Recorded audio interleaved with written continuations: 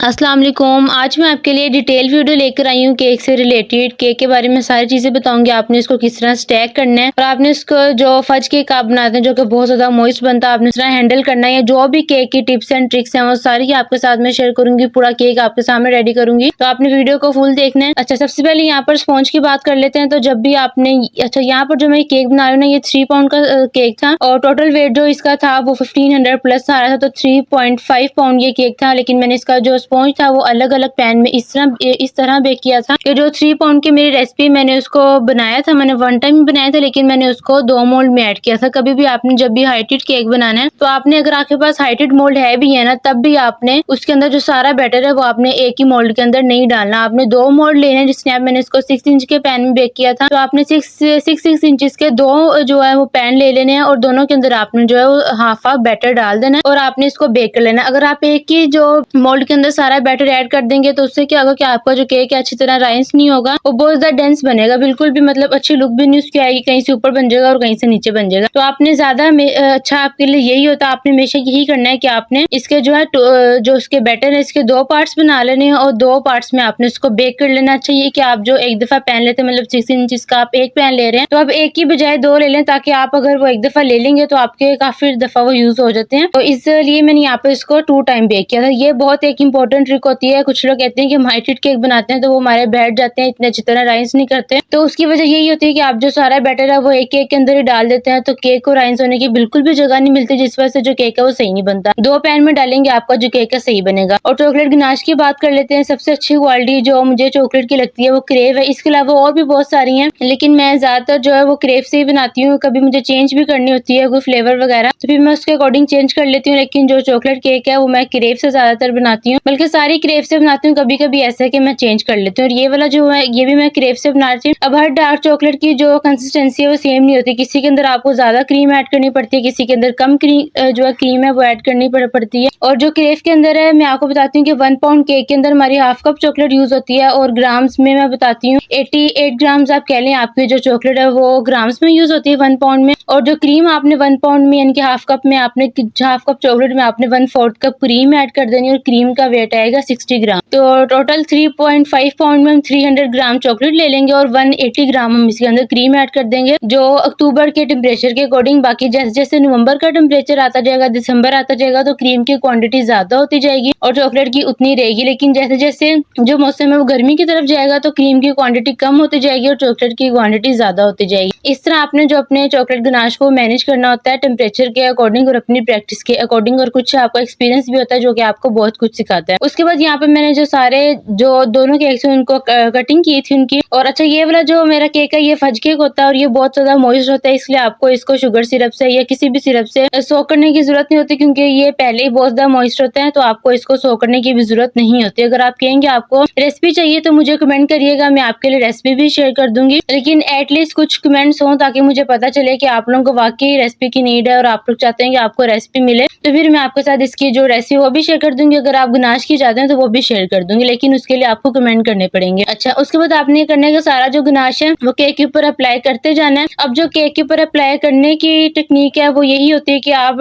2 से 3 tablespoon layer में add कर दें, हर लेयर में। और अगर आपने 2 लेयर बनानी है, 3 लेयर बनानी, तो उसके अकॉर्डिंग आप अपने गनाश को देखते हुए उसके अंदर ऐड करेंगे। और हाइटेड केक में बहुत इंपॉर्टेंट बात कि आपने उसको कभी भी उसकी जो केक की लेयर कट करनी है, आपने बहुत ज्यादा पतली नहीं करनी, हमेशा आपने उसकी बहुत मतलब मोटी मोटी लेयर्स काटनी है। अगर आप पतली पतली काटेंगे तो आपका जो केक है वो नीचे की तरफ गिरता जाएगा, नीचे से टूटता जाएगा। अगर आप मोटी लेयर काटेंगे, जिस तरह अगर आपने 3 पाउंड हाइटेड केक बनाना है, आपने इसको 6 इंच के पैन में बेक करना है। 6 इंच के पैन में आपने इसको बेक करना है, 2 पैन में बेक करना है। और उसके बाद आपने इसके अंदर जो इसकी लेयर है एटलीस्ट आपने 4 से 5 निकाल लेनी है। ये 4 इनफ है, बिल्कुल 5 नहीं आपने निकालने। उससे क्या होगा कि आपका जो केक है वजन ऊपर आता जाएगा, तो नीचे से आपका जो पतली लेयर होंगी तो केक टूटता जाएगा। आई होप आपको जो जो मैं डिटेल बता रही हूँ आपको समझ में भी आ रही है, और आपकी थोड़ी बहुत भी अगर इससे हेल्प होती है तो मेरे लिए एक अच्छी बात है कि आपकी मेरी वीडियो देखने के बाद आपकी थोड़ी सी भी हेल्प हो रही है।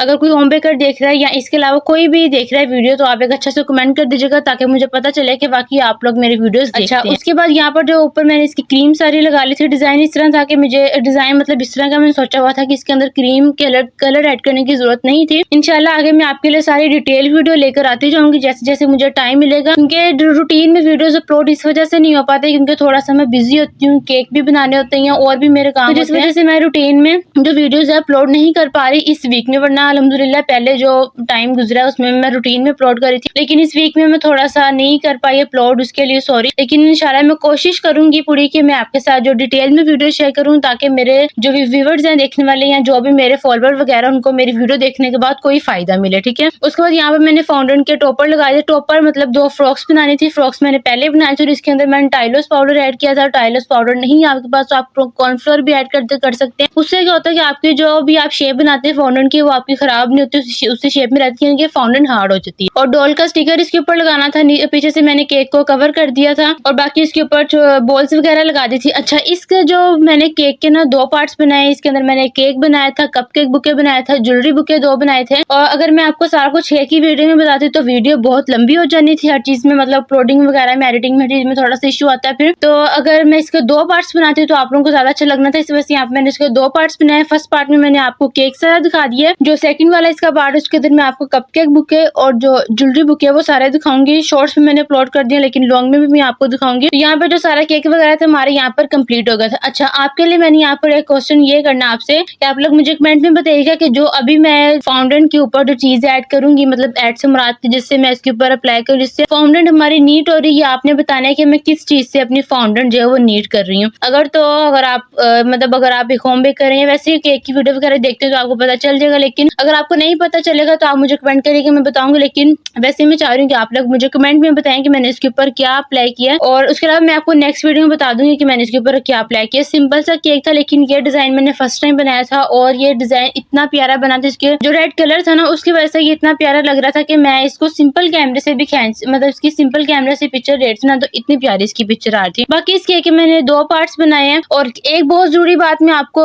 इस केक के रिलेटेड बता दूं कि 3 जो लोग कहते हैं ना कि होम बेकर के केक ऐसे हैं और बेकरी केक ऐसे होते हैं ऐसे होते हैं, ये वीडियो उन्हीं के लिए है कि अगर आप 3 पाउंड का केक फर्स्ट ऑर्डर करते हैं ना तो आपको हमेशा 3.5 पाउंड या 4 पाउंड मिलता है। जिस तरह 3 पाउंड केक का वेट अप्रोक्सीमेटली 1300 होता है या 1350 होता है, यानी कि 1350 होता है, लेकिन यहाँ पर केक का जो वेट था वो 1500 से भी ज्यादा था। अगर आप 60 ग्राम जो है बोर्ड का भी निकालते हैं, अदरवाइज बोर्ड का निकालते नहीं है तो फिर भी हमारा जो केक था वो 3.5 पाउंड का केक था। तो यही फर्क होता है एक बेकरी के केक में और एक जो होम बेकर के केक में।